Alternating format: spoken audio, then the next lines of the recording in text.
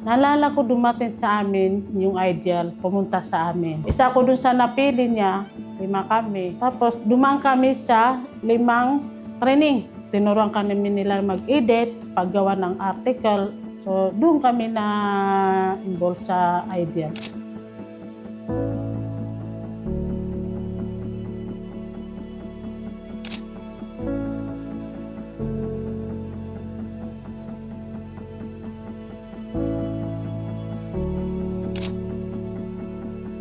Nag-interesado ako sumalit po sa Bangka Marawi kasi wala naman nagpapansin sa amin na kumbaga tanungin po kung ano po yung mga sitwasyon namin dito. So alhamdulillah sa pag-involve ko sa Bangka Marawi is nasasabi ko lahat po ng mga problema namin dito sa komunidad namin.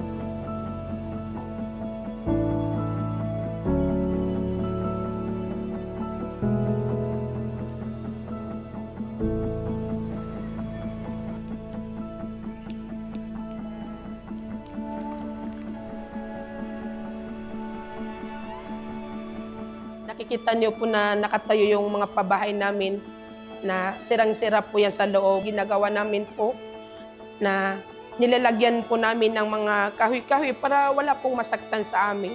Tinuturuan po kami paano po gumawa ng mga balita na binabalita namin at saka paano po gumawa ng mensahe na ipaparating namin po sa mga tagapakinig po. Pinakaunang topic namin yung internet access. Pangalawa, yung lubak-lubak ng daan. Pangatlo, yung water system. Pang-apat, yung sa sanitarium, yung basurahan.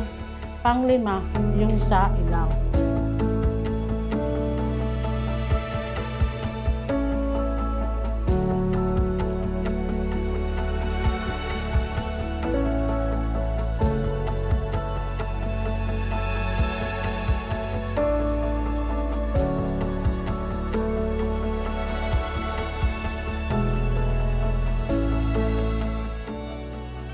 Ang gusto ko talaga, malaman na dito mismo sa Lanao Des o buong mundo kung ano yung kalagayan namin dito. Laking pasasalamat namin dahil dito, naririnig nila kami.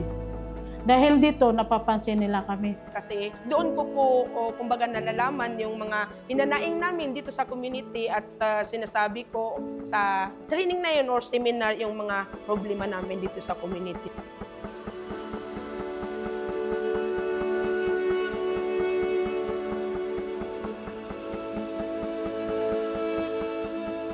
Nagagamit yan dito sa amin. Lahat naman ang nakatira dito, may cellphone, nakahahawak na internet. Dahil dyan, naririnig siya kung ano yung babalita niya dito mismo sa shelter namin. Pero nung wala dyan, ayan siya, house to house kami ang ginagawa namin.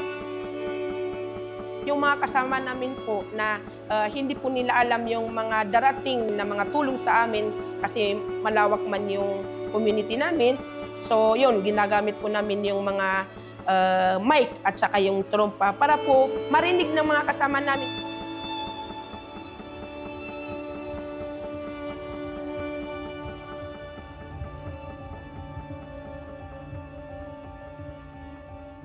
As a mother, ang alam ko lang nasa bahay lang ako.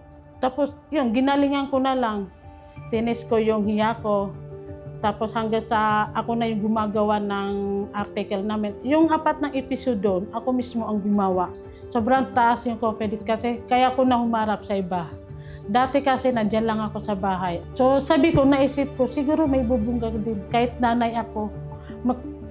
Kaya ko din pala tumulong sa community namin. Kahit nasa bahay lang kami pala. So ako nga po ay isang nanay na wala pong trabaho. Isa po akong mahiyain na iharap po sa media. So alhamdulillah, this time na nakasalip po ako sa Bangka Marawi is hindi po talaga ako natatakot at may confidence po ako na magsalita po sa harap ng media.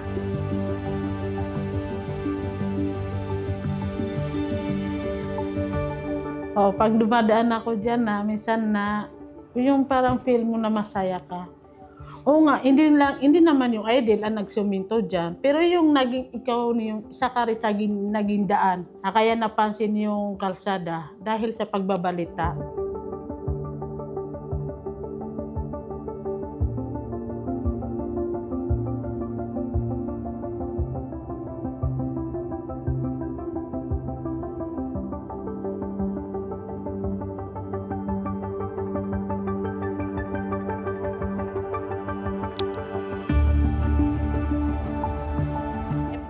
2024, 2026 is talagang kami po ay mapapaalis dito. Hindi namin alam kung saan kami lilipat, hindi namin alam kung saan kami pupunta. Kasi ako po na-experience ko po is 5 beses kami po nakatransfer ng temporary shelter, palipat-lipat.